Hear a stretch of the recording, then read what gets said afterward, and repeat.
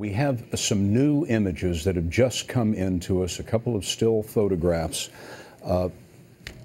That is in the upper right-hand part of the corner. That's the fan at the front end of a jet engine. Clearly, one of the two engines on this Boeing 777. That is the leading edge fan from one of those engines there. The rest of the debris is difficult to pinpoint. It would appear, though, from the charring on the ground, that these pictures are now coming from that area where the smoke was rising.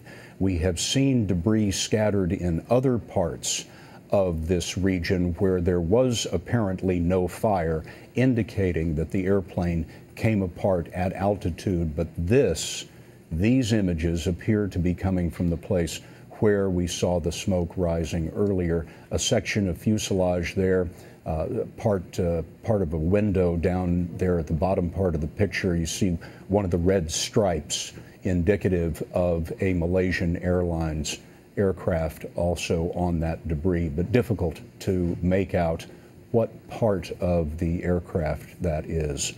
But those are two new images that we've received, and apparently some of the first images that we have seen from the main point of impact, which is where that column of smoke had been rising. There is the first picture that we received, the first video. This accident happened at 10:15 Eastern Time. Malaysian Airlines Flight 17.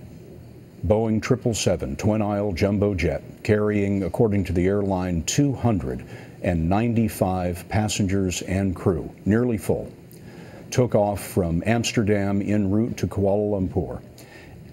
There you see the beginning of the flight path, and as it flew across Europe, it was flying over eastern Ukraine before it took its turn down into Southeast Asia. And right there on the border, where all of this combat has been occurring for months, the aircraft was lost from radar, it was lost from radio communications. We now have seen the debris scattered over miles, apparently, according to witnesses, body parts scattered over miles. The aircraft was flying at 33,000 feet, which would have been its normal cruising altitude. The Ukrainian government is saying that the aircraft was hit by an anti-aircraft missile, and we have certainly seen a lot of that over the last many days in Ukraine. Many military aircraft have been shot down by missiles. There was a Ukrainian military cargo plane shot down on Monday. There was a Ukrainian military fighter plane shot down yesterday. Why a commercial airliner would be flying through that airspace, even at 33,000 feet, is a mystery.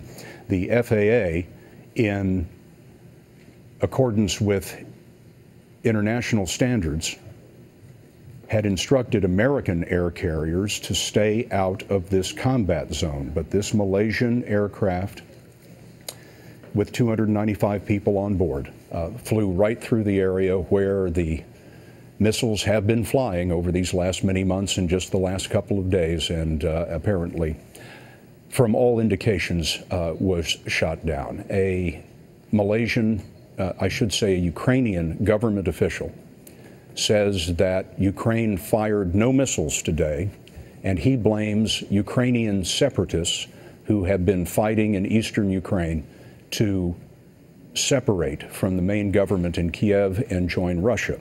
For their part, the Ukrainian rebels are saying that they didn't fire a missile, and they are blaming the Ukrainian armed forces.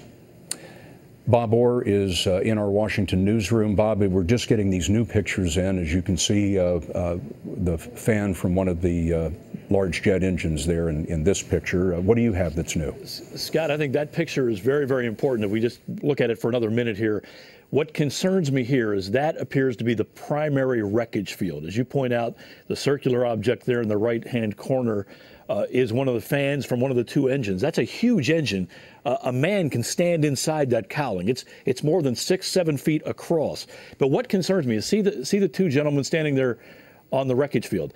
This is critical evidence. Somebody there on the ground I hope, is preserving this crash scene, because this is going to tell us what happened. I mean, you're not going to find the missile if it was a missile, but what you will find is residue from the missile, from the propulsion system of that missile. You'll also find pieces of metal, and a metallurgist who's trained can look at the way it's pedaled, which way it's bent in or out, and how it fractures to figure out exactly whether it was penetrated from the outside, like a missile, or from the inside, like a fuel tank explosion. So it's really critical for Ukraine authorities to gain control of this, because right now this is the evidence scene. And in an area of unrest and a bit of the Wild West right now, it's a concern, I think, for investigators. That, I'm almost sure, Scott, represents at least part of the primary wreckage field. We would expect this plane, if it came part at altitude like it seems, it would break up in a relatively straight line.